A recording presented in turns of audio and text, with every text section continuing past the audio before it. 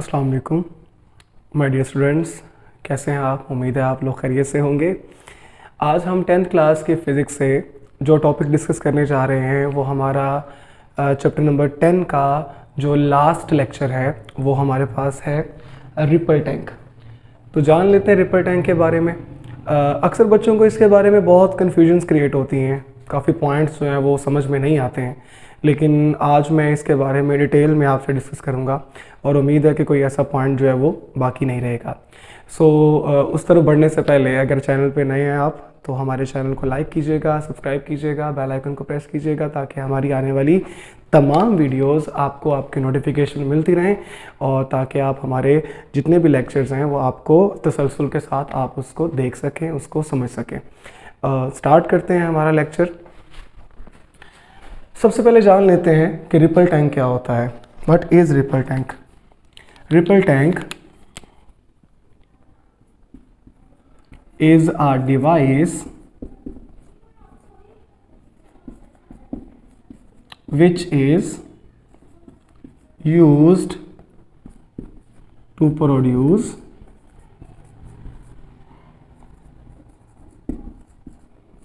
water waves। मतलब ऐसी device जो पानी में अंदर लहरों को पैदा करने के लिए, वेव्स को पैदा करने के लिए इस्तेमाल की जाती है।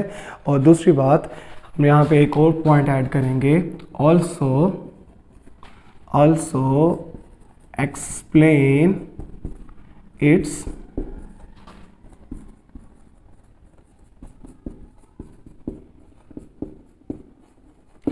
कैरेक्टरिस्टिक्स।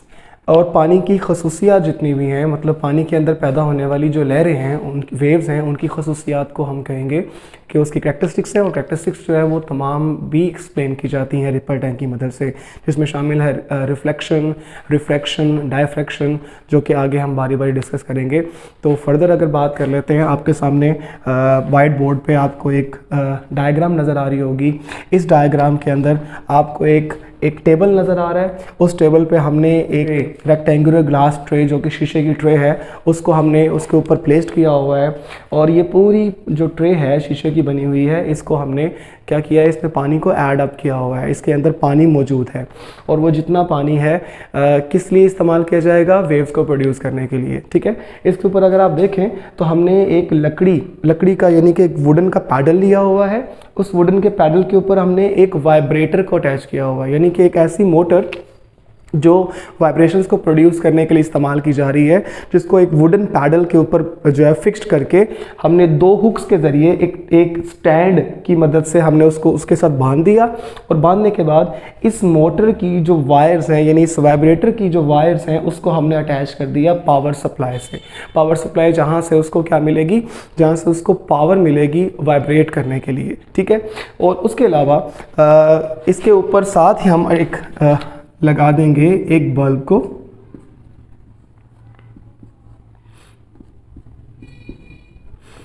ये बल्ब क्या काम करेगा? ये बल्ब पानी में पैदा होने वाली जो वेव्स हैं उनके ऊपर लाइट फॉल करेगा। ठीक है, अब ये जो लाइट इनके ऊपर फॉल करेगी, इसके रिजल्ट्स क्या होंगे उसको भी जान लेते हैं। लेकिन मैं आपके सामने कुछ कंस्ट्रक्शन पॉइंट्स यहाँ पे लिख रहा हूँ, ज़रा वो देख लीजिएगा। तो कंस्ट्रक्शन पॉइंट्स में हमारे पास क्या क्या पॉइंट शामिल हैं?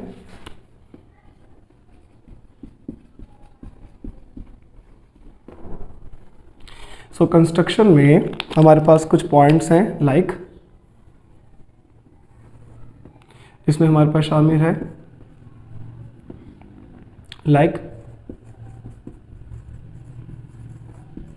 Rectangular glass tray,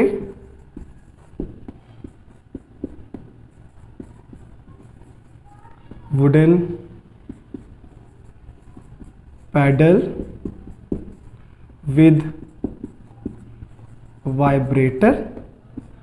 third point हमारे पास क्या होगा? वह है bulb. And the last point is power supply.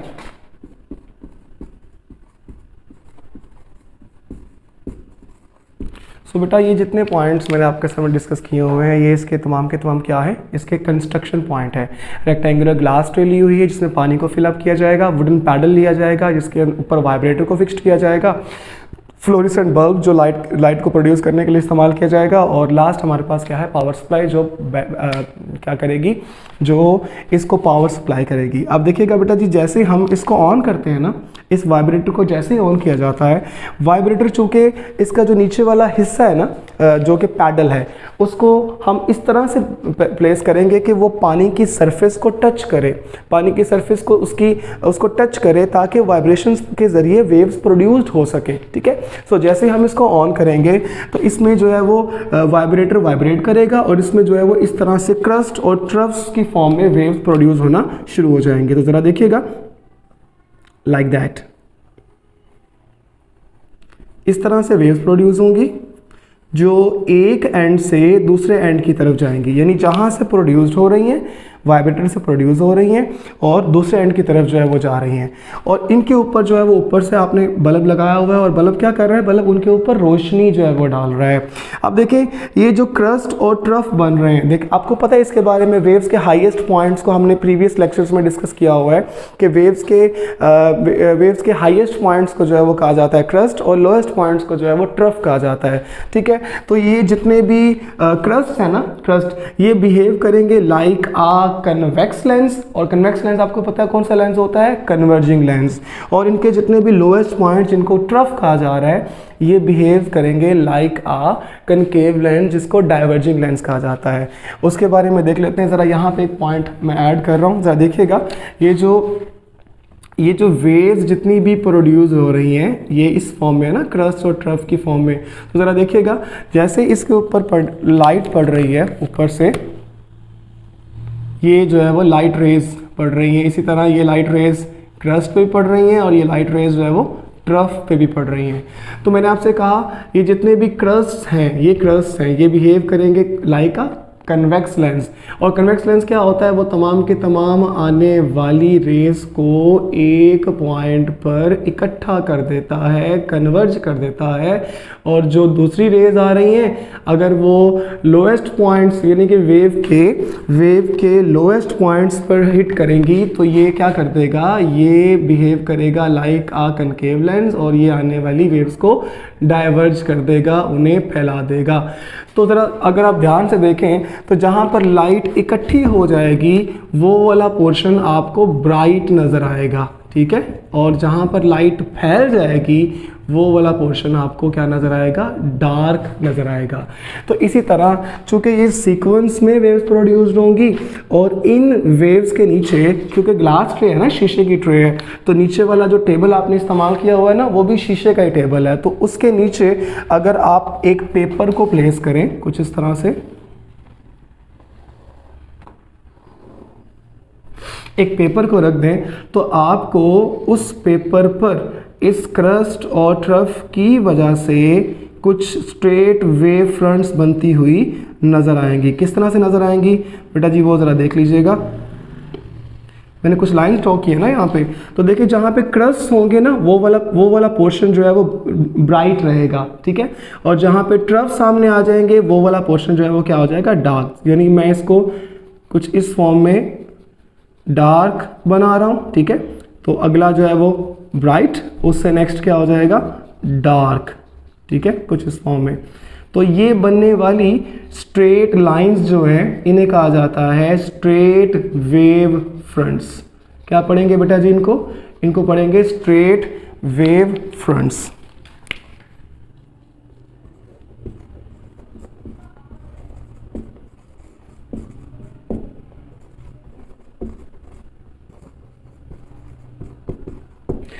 तो स्टूडेंट्स यहाँ तक आई थिंक आपको पॉइंट्स क्लियर हो गए होंगे। ये वो पॉइंट्स हैं जो कि आपके रिपल टैंक के नीचे वाले पैराग्राफ में कंस्ट्रक्शन के पॉइंट्स भी हैं। ठीक है, और उसकी एक्सप्लेनेशन भी देख ली है, और स्ट्रेट वेव फ्रंट्स किस तरह प्रोड्यूस्ड होती हैं हमने उसके बारे में भी जान लिया। अब चूँकि मैंने डेफिनेशन में आपको ये बात बताई थी कि हम उसकी करैक्टरिस्टिक्स को भी डिस्कस करेंगे ना। ये देखिएगा, यहाँ पर हमने कहा कि जो रिपल टैंक है वो वेव्स को तो प्रोड्यूस करता है, हमने पता चल गया वाइब्रेटर से वेव्स को प्रोड्यूस करवा ली है, लेकिन वो वेव्स की कैरेक्टरिस्टिक्स को कैसे एक्सप्लेन करता है वो अब जान लेते हैं। तो पहली जो कैरेक्टरिस्टिक आपको नज़र आ रही होगी आपके सामने वो है reflection of water wave. Water wave reflect कैसे करती हैं उसके बारे में जान लेते हैं। तो ज़रा देखिएगा, ये जो वेव्स प्रोड्यूस्ड हो रही हैं, ठीक है, इस वेव्स के रास्ते में अगर कोई आप ऑब्स्टेकल रख दें, ऑब्स्टेकल यानी रुकावट रख दें, कोई बैरियर रख दें, कुछ भी आप ऐसा रख दें कि जिससे वो वेव टकराएं और टकराने के बाद वापस उसी मीडियम में आ जाएं, तो हम ये कहेंगे वो वेव, वाटर वेव्स का फिनोमिना कहलाता है रिफ्लेक्शन ऑफ वाटर वेव्स। ठीक है, तो ज़रा देखिएगा, मैंने ये पूरी जो ट्रे है इसको मैंने कुछ इस रेक्टेंगुलर फॉर्म में यहाँ पे वाइट बोर्ड पे ड्रॉ कर लिया हुआ है। ठीक है, तो ज़रा देखिए, अगर मैं इस कॉर्नर पे लाइक दैट, इस कॉर्नर पे, ये वाला कॉर्नर अगर आपको नज़र आ रहा होगा, इस कॉर्नर पे अगर मैं एक ऑब्स्टेकल लगा दूं, ऑब्स्टेकल मतलब कोई रुकावट, कोई लकड़ी का पीस, कोई कार्डबोर्ड आप इस तरह से उसमें रख दें,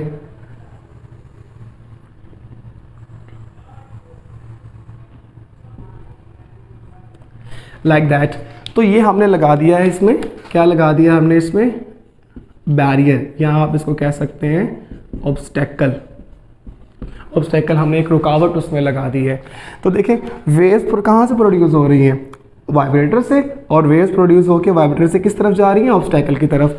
इसी तरह ज़रा मैं अगर ड्रॉ करूं तो ज़रा देखें, ये वेव्स जो हैं वो प्रोड्यूस हो रही हैं, ठीक है, और वेव जाकर कहाँ हिट कर रही हैं, ऑब्स्टेकल को, लाइक दैट, ये वन वेव, ये सेकंड वेव। तो जहाँ तक ऑब्स्टेकल आएगा और वेव्स को हिट करेंगी, हिट करने के बाद एक फिनोमिना जो कि रिफ्लेक्शन है वो आपको पता चलेगा। तो ज़रा देखें, जहाँ पर इंसिडेंट, ये इंसिडेंट वेव है ना, ये इंसिडेंट वेव है, ठीक है, और जैसे इंसिडेंट वेव जाके कहाँ इंसिडेंट होंगी, ऑब्स्टेकल के साथ, तो वहाँ पर क्या बनता होता है, आपने पहले भी ये पॉइंट्स आपको पता होंगे, इसे कहा जाता है नॉर्मल। इसे क्या कहा जाता है, इसे कहा जाता है नॉर्मल। नॉर्मल मतलब किसी भी प्लेन सरफेस के परपेंडिकुलर को नॉर्मल कहा जाता है। अगर आप देखें तो ये है ऑब्स्टेकल, और ऑब्स्टेकल की ये प्लेन, ठीक है, अगर आप इसको देखें, इस ऑब्स्टेकल की प्लेन का ये परपेंडिकुलर, तो इस परपेंडिकुलर को हम कहेंगे दिस इज कॉल्ड नॉर्मल। ठीक है, तो जैसे ही ये हिट करेगी तो ये यहाँ पर एक एंगल बनाएगी नॉर्मल के साथ, इस एंगल को कहेंगे एंगल ऑफ इंसिडेंस। ठीक है, क्या कहेंगे, एंगल ऑफ इंसिडेंस। तो जैसे ही ये टकराएगी तो टकराने के बाद वापस कहाँ चली जाएगी, वापस आ जाएगी उसी मीडियम में जिस मीडियम में वो पहले से मौजूद थी। तो फिर यहाँ पर एक एंगल और बनेगा, ये वाला एंगल, और इस एंगल को हम कहेंगे एंगल ऑफ रिफ्लेक्शन, क्योंकि वेव क्या हुई है, वेव रिफ्लेक्ट हुई है, वेव वापस आ गई है। तो ये वाला हमारे पास, ये वाली हमारे पास जो है वो वेव कहलाएगी, कौन सी वेव कहलाएगी, रिफ्लेक्टेड वेव। ठीक है, वो इंसिडेंट वेव थी, ये रिफ्लेक्टेड वेव। इसी तरह अब सेकंड की बात कर लेते हैं। जो सेकंड हमारे पास वेव है, ये भी इंसिडेंट वेव होगी। अगेन जब ये हिट करेगी तो ऑब्स्टेकल के साथ बनेगा नॉर्मल, ये पूरा जो है वो लाइन हमारे पास कहलाएगी नॉर्मल, नॉर्मल के साथ एंगल बनेगा एंगल ऑफ इंसिडेंस। और जैसे ही वो बाउंस बैक करेगी तो बाउंस बैक करने के बाद बनाएगी एंगल ऑफ रिफ्लेक्शन। ठीक है, एंगल ऑफ रिफ्लेक्शन। और याद रखिएगा इस केस में आपने हमेशा ये पॉइंट नहीं भूलना कि एंगल ऑफ इंसिडेंस हमेशा बराबर होता है एंगल ऑफ रिफ्लेक्शन के। यानी अगर मैं डिफाइन करूं तो डेफिनेशन आपकी बुक पे आपको मिल जाएगी। ठीक है, तो यहाँ पे मैं नहीं लिख रहा हूँ, मैं ओरली आपको बता रहा हूँ कि जैसे ही वाटर वेव जो है वो एक मीडियम में, पहला मीडियम कौन सा है, पहला मीडियम है वाटर, दूसरा मीडियम कौन सा है, सॉलिड मीडियम जो कि है ऑब्स्टेकल।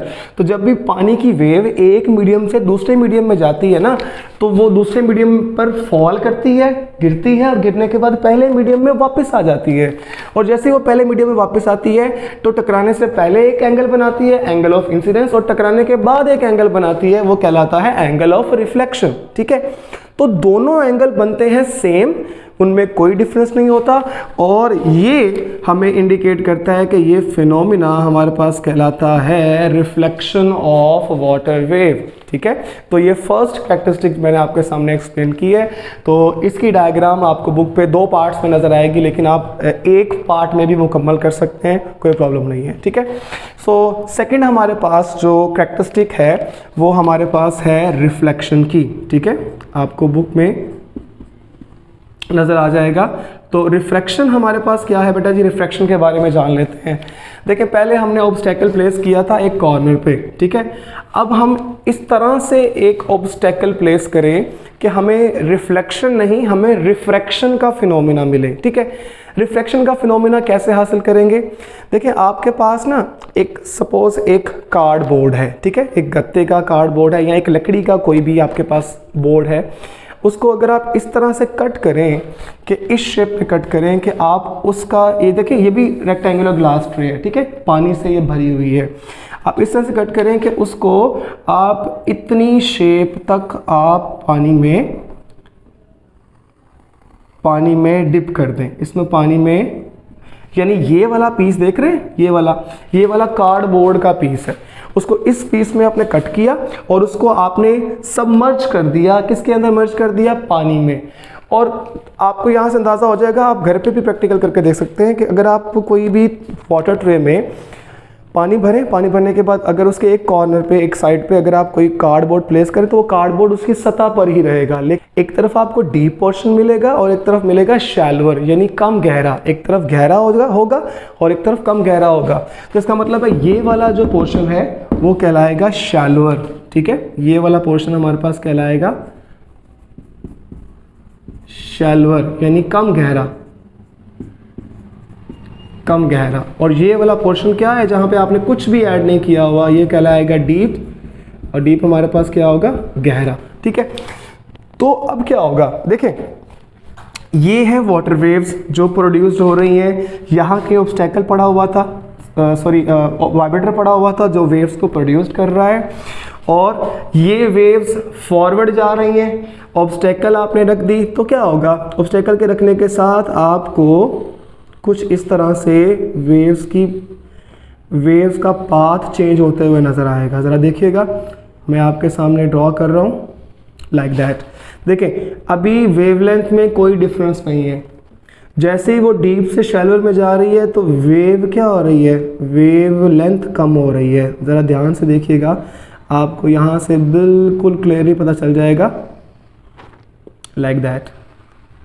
तो ज़रा ध्यान से देखें बेटा जी, ये वाली जो वेवलेंथ थी लैम्डा, वो ग्रेटर थी डीप के अंदर, और जैसे ही वो गहरे पानी से कम गहरे पानी यानी शैलोअर में दाखिल हुई तो उसने अपना पाथ चेंज कर लिया, डायरेक्शन ऑफ ट्रैवल को चेंज कर लिया, वो बेंड हो गई ना। तो इसी तरह आपने याद रखना है कि वेवलेंथ यहाँ पर क्या हो गई? यहाँ पर डिक्रीज हो गई, और यहां पर वेवलेंथ क्या है? यहां पर वेवलेंथ इंक्रीज है। सो ये पॉइंट आपने कभी नहीं भूलना। गहरे पानी में वेवलेंथ जो है वो ज़्यादा होती है, कम गहरे पानी में वेवलेंथ क्या होती है? कम हो जाती है। ठीक है, क्योंकि वो अपने पाथ को चेंज करती है। तो इसी तरह अगर मैं आपको एक वही फिनोमिना, जैसे मैंने एंगल्स का पहले एंगल रिफ्लेक्शन का फिनोमिना एंगल्स की मदद से एक्सप्लेन किया था, इसको भी एंगल्स की मदद से देख लेते हैं। तो ज़रा देखिए बेटा जी, मैं आपसे कहता हूँ कि ये वाली हमारे पास एक जैसे इस तरफ ट्रैवल कर रही है ना। देखें, ये क्रस्ट, ये ट्रफ बन रहे हैं, crust trough like that, crust trough, ये क्रस्ट, ये ट्रफ, ये क्रस्ट। तो ये वेव ट्रैवल कर रही है। इस तरह मैंने एक वेव की एग्जांपल ले ली, ये मैंने सेकंड वेव की एग्जांपल ले ली। ओके, तो ज़रा देखें, मैं कहता हूँ कि ये जहाँ पर हिट करेगी वहाँ पर क्या बनाएगी? Normal like that. मैं अब यहाँ पे ड्रॉ कर रहा हूँ, ये बनेगा हमारे पास, ये बन गया नॉर्मल। इसका बनाइएगा नॉर्मल, ये बनेगा इसका नॉर्मल। ठीक है, तो बताएं, अब मुझे बताइएगा एंगल नॉर्मल के साथ, ये नॉर्मल है ना हमारे पास, this is normal, this is also a normal. So incident wave, ये भी इंसिडेंट है, ये भी इंसिडेंट है, तो कितना एंगल बनाएगी नॉर्मल के साथ? इसको कहेंगे एंगल ऑफ इंसिडेंस। तो ये वाला एंगल भी क्या होगा हमारे पास, ये वाला एंगल होगा एंगल ऑफ इंसिडेंस। तो जैसे ही वो डीप से शैल्वर में जाएगी तो अपना पाथ क्या करेगी, चेंज करेगी, अपना पाथ डायरेक्शन ऑफ ट्रैवल को चेंज करेगी कुछ इस तरह से, यानी बेंड हो जाएगी नॉर्मल की तरफ मुड़ जाएगी। अब बताइएगा, अब ये वाला एंगल देख रहे हैं, ये छोटा वाला एंगल, ये वाला एंगल, ये एंगल कहलाएगा angle of refraction, angle of refraction. ये था एंगल ऑफ इंसिडेंस, ये था एंगल ऑफ इंसिडेंस, ये था एंगल ऑफ रिफ्लेक्शन। अब है एंगल ऑफ इंसिडेंस और यह है एंगल ऑफ रिफ्रैक्शन। और अब कभी आपने भूलना नहीं है, एंगल ऑफ इंसिडेंस हमेशा ग्रेटर होता है एंगल ऑफ रिफ्रैक्शन के, यानी एंगल ऑफ इंसिडेंस कभी भी बराबर नहीं होता एंगल ऑफ रिफ्रैक्शन के। किस केस में, रिफ्रैक्शन के केस में। तो इसके मुतालिक जितनी भी इंफॉर्मेशन थी, एक्सप्लेनेशन थी, आप बुक से एक दफ़ा रीड कर लीजिएगा। तमाम इंफॉर्मेशन मैंने आपके सामने जो है वो बता दी हुई है, ठीक है। अब चलते हैं बेटा जी, नेक्स्ट हमारा जो थर्ड हमारे पास कैरेक्टरिस्टिक है, ये थी, ये हमारे पास थी फर्स्ट, ये क्या थी, ये थी सेकंड, और नेक्स्ट हमारे पास जो है वो है थर्ड कैरेक्टरिस्टिक, उसको भी हम जान लेते हैं। तो हमारे पास नेक्स्ट जो थर्ड हमारे पास कैरेक्टरिस्टिक है जिसको रिपल टैंक एक्सप्लेन करेगा, वो हमारे पास है डायफ्रैक्शन। तो हम जान लेते हैं कि वेव, वाटर वेव जो है वो डायफ्रैक्ट कैसे करेगी, ठीक है। तो डायफ्रैक्शन को जानने के लिए आपके पास फिर वो एक रेक्टेंगुलर ग्लास ट्रे मैंने बनाई हुई है। ये रेक्टेंगुलर ग्लास ट्रे में अगर आप क्या करेंगे, अगर आप एक ऑब्स्टेकल्स प्लेस करें, पहले एक सिंगल ऑब्स्टेकल लगाई हुई थी, अब आप दो ऑब्स्टेकल लगाएंगे। जरा देखिएगा, मैं मिडल में दो ऑब्स्टेकल लगा रहा हूँ कुछ इस तरह से।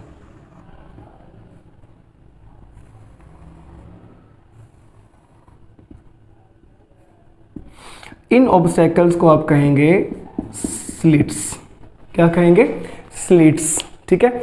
और जैसे ही पीछे से जो वाटर वेव्स आ रही हैं लाइक दैट, ये देखिए जैसे पहले मैंने आपको बताया था वाटर वेव्स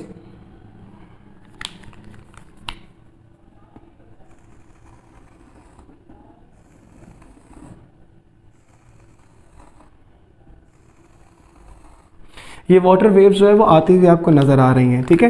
ये वाटर वेव्स की डायरेक्शन है किस तरफ, लेफ़्ट टू राइट।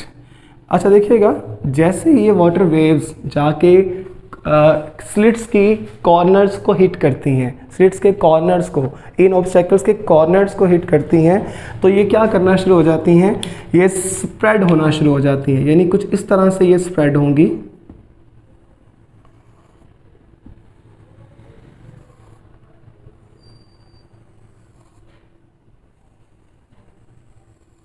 तो बेटा जी दिस स्प्रेडिंग, तो देखिए जैसे वो फॉरवर्ड जा रही थी ना पैरेलल में, अब वो स्प्रेड हो जाएंगी और इनकी डायरेक्शन आपको कुछ इस तरह से मिलेगी। So this spreading, this spreading और bending of waves from corners of obstacles, this spreading or bending of waves around corners of obstacles, this is called diffraction phenomena और diffraction of water waves, इसको diffraction कहेंगे, याद रखिएगा। और सबसे अहम point कि इसमें जो आप वेव इस्तेमाल कर रहे हैं ना, जो वेव्स प्रोड्यूस हो रही हैं, याद रखिएगा इसमें आपने पॉइंट याद रखना है कि जितनी वेव की वेव लेंथ है ना, ये देखें ये क्रस्ट है ना, ये क्रस्ट होता है, ये भी क्रस्ट है, ये ट्रफ है और ये ट्रफ है। आपको पता है the distance between two consecutive crust is called wavelength and the distance between two consecutive troughs is also called a wavelength। तो याद रखिएगा आप जो वेव यूज कर रहे हैं, यानी ये वेव्स है ना, these are the waves, ये वेव्स जा रही हैं towards राइट, जिसको मैंने स्ट्रेट लाइन में बताया हुआ है। तो आपने याद रखना है कि ये जो आप वेव लेंथ यूज कर रहे हैं ना, ये वेव लेंथ अगर इसके दरमियान जहाँ से वो पास कर रही हैं ऑब्स्टेकल्स, जो कि स्लिट्स इसको भी आप कह रहे हैं, अगर ये डिस्टेंस और वेवलेंथ का डिस्टेंस ये दोनों बराबर होंगे तो आपको एक सेमी सर्कुलर पैटर्न, ये पैटर्न कौन सा कहलाएगा, ये पैटर्न कहलाएगा सेमी सर्कुलर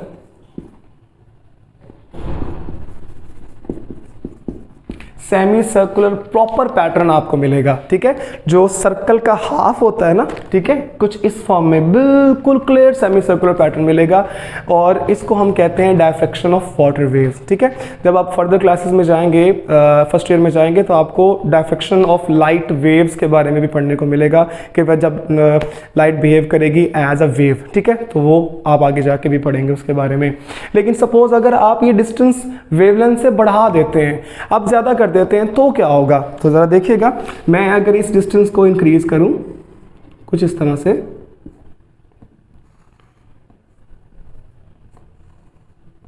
तो ज़रा देखिएगा, अब मैंने डिस्टेंस बहुत ज़्यादा कर दिया है, इतनी तो वेवलेंथ नहीं है, लेकिन एक्चुअल में पीछे से तो वेव्स आती हुई नज़र आ रही हैं, ठीक है।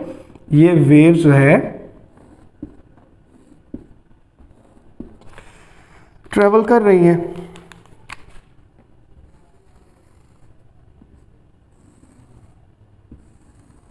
लेकिन क्या होगा, जैसे ही वो इसके टकराएंगी, टकराने के बाद आपको डायफ्रैक्शन तो मिलेगी, लेकिन आपको प्रॉपर डायफ्रैक्शन पैटर्न नहीं मिलेगा। आपको जो पैटर्न मिलेगा कुछ इस सेंस में नज़र आएगा। सो ये सेमी सर्कुलर पैटर्न है, ये सेमी सर्कुलर पैटर्न नहीं है, ठीक है। ये डायफ्रैक्शन तो है, ये डायफ्रैक्शन तो है, लेकिन ये एक प्रॉपर डायफ्रैक्शन नहीं है, ठीक है। तो इसमें आपको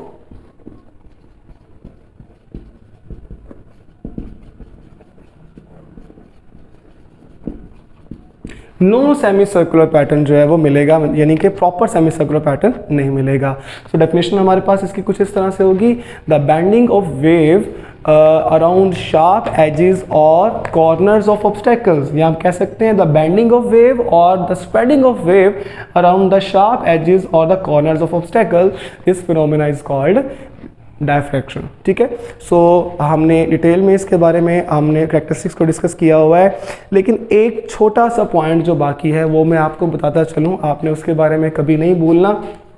जैसे मैंने यहाँ पे आपको रिफ्रैक्शन के बारे में डिस्कस किया है, वो अब बात कर लेते हैं स्पीड की, जो कि यहाँ भी मैंने स्पीड का पॉइंट आपसे डिस्कस किया था। वो ये था कि बेटा याद रखिएगा, जब भी वाटर वेव कम गहरे पानी से कम गहरे पानी में जाती है, यानी डीप टू शैलोअर जाती है, तो स्टूडेंट उसमें हमेशा उसकी वेवलेंथ क्या होती है, वेवलेंथ डिक्रीज करती है, वेवलेंथ कम हो जाती है। जैसा कि मैंने अभी आपको यहाँ पे बताया था कि वेवलेंथ जो है वो distance between two consecutive trust और ट्रफ क्या हो जाते हैं, कम हो जाते हैं।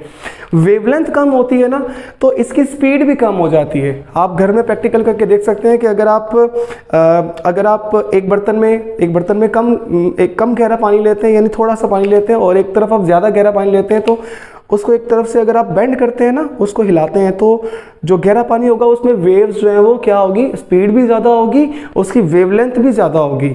और कम गहरे पानी में स्पीड भी आपको कम मिलेगी और वेवलेंथ भी आपको कम मिलेगी। तो ये बात याद रखिएगा। आगे जा आपने पीछे इसके बारे में एक पढ़ा हुआ था कि v = f लैम्डा। आपको याद हो कि v हमेशा वेवलेंथ पर डिपेंड करती है। वेवलेंथ अगर ज़्यादा होगी तो स्पीड भी उसकी वाटर वेव की ज़्यादा होगी, वेवलेंथ अगर कम होगी तो स्पीड भी कम होगी, ठीक है। तो ये पॉइंट आपने अपना क्लियर करना है। और उसके बाद ये जो फ्रीक्वेंसी है ना, ये फ्रीक्वेंसी डिपेंड करती है सोर्स ऑफ वेव्स पे, ठीक है। फ्रीक्वेंसी जो है वो स्पीड और वेवलेंथ पर डिपेंड नहीं करती। और अब मुझे आप ये बताएंगे कि सोर्स ऑफ वाटर वेव क्या थी भला? सोर्स ऑफ वाटर वेव थी वाइब्रेटर। क्या थी? वाइब्रेटर। यानी वो वाइब्रेटर जो हमने कहाँ पे लगाया हुआ था, जो हमने लगाया हुआ था वेव्स को प्रोड्यूस करने के लिए। तो यही तो फ्रीक्वेंसी होती है ना। आपको पता है नंबर ऑफ वेव्स क्या होती हैं, passing through a point in 1 second, उसको फ्रीक्वेंसी कहा जाता है। तो वेव्स को प्रोड्यूस कौन कर रहा है? सोर्स क्या? वाइब्रेटर जितना ज़्यादा वाइब्रेट करेगा फ्रीक्वेंसी पर सेकेंड उतनी ज़्यादा प्रोड्यूस होंगी, वेव ज़्यादा प्रोड्यूस होंगी ना। तो जितना कम आप उसको वाइब्रेट करवाएंगे, नंबर ऑफ वेव्स कम होगी, फ्रीक्वेंसी कम होगी। सो ये तमाम पॉइंट्स एक सीक्वेंस के साथ अपने पास याद रखिएगा। और अगर कोई इस लेक्चर के अबाउट आपको पॉइंट समझ नहीं आया तो मुझे कमेंट सेक्शन में मैसेज कीजिएगा, ताकि मैं आपको उसका आंसर कर दूंगा। बहुत शुक्रिया। अल्लाह हाफिज़।